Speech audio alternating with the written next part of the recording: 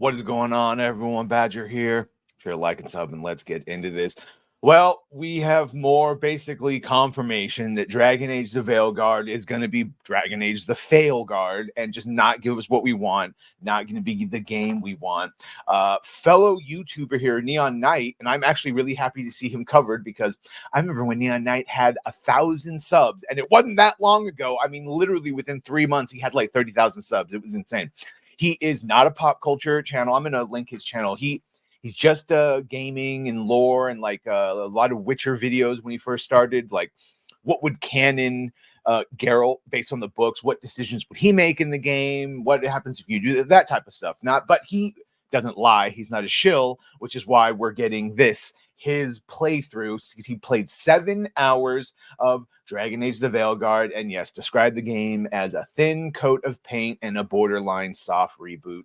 So again, I'll link to his channel. You can go check him out. But he said, so with Dragon Age the Veilguard, there's been a lot of attempts, in my opinion, to convince the general public that this game is something that it really isn't. To convince you to reject the evidence of your eyes and ears, what you've been seeing in trailers and previews, and believe that the Dragon Age DNA in Veilguard, specifically its gameplay, is anything more than a very thin coat of paint. I mean, see right there. Look how politely he just called them liars, and exactly, well, no, we're not the crazy ones. We knew what we were seeing, and what a polite way he said that.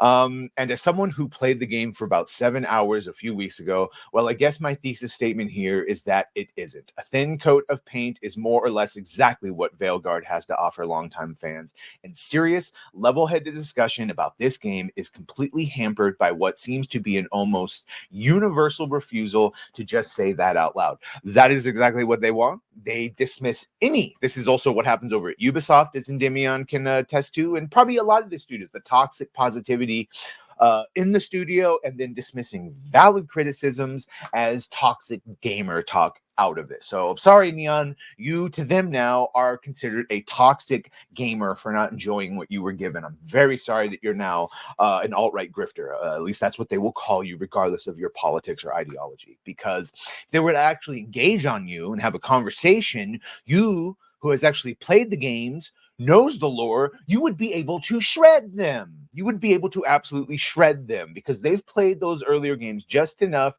to decide what they wanted to leave out, i.e. all the heteronormative stuff.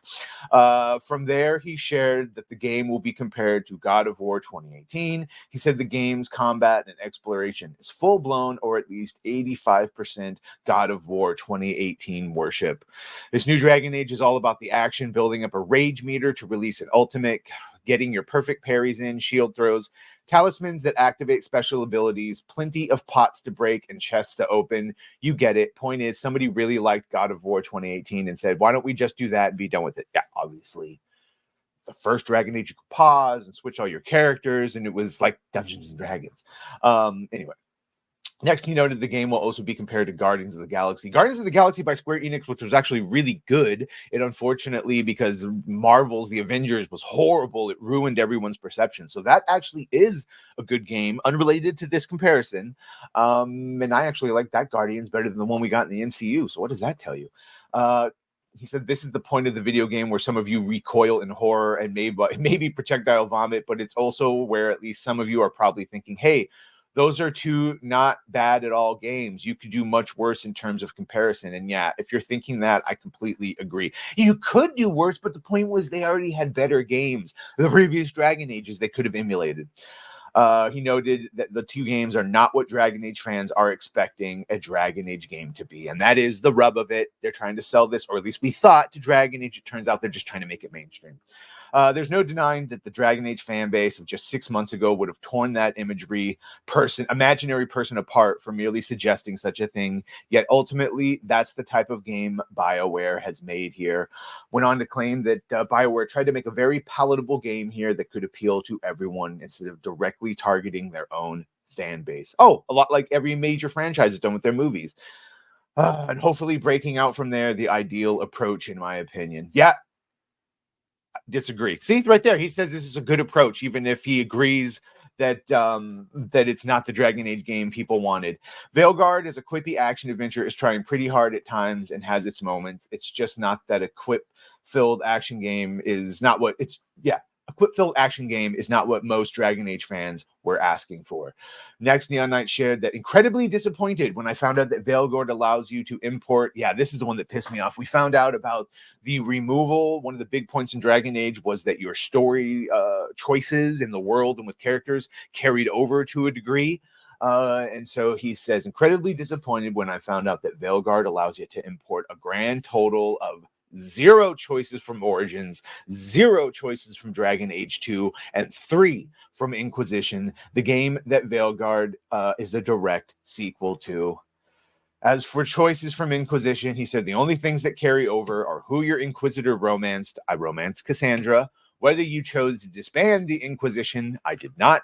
And whether you chose to stop Solus, I did not promise to stop Solus. I trusted him just enough and promised I would find him so he would explain it all to me and I could help him or some shit like that. BioWare are doing this very strange with Veilguard. On one hand, it's a direct sequel with a bunch of returning characters in prominent roles. Yet on the other hand, it's a borderline soft reboot trying to minimize every direct tie to the past in an attempt to avoid scaring off non-Dragon Age fans. And you'll get none, by the way. You will get none of the Dragon Age fans, and everyone else will just say, there's other games. They'll play it and they'll forget about it. You will not create new diehard fans. Fucking A, God damn it.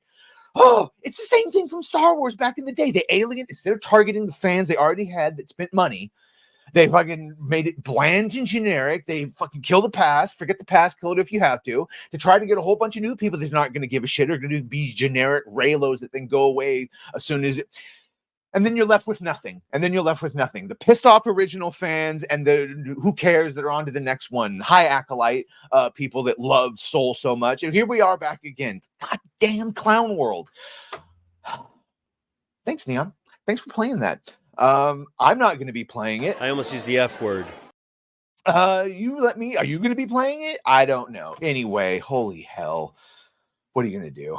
What are you going to do except continue to watch them do the same thing over and over and over and over? Going to be shocked when it doesn't work.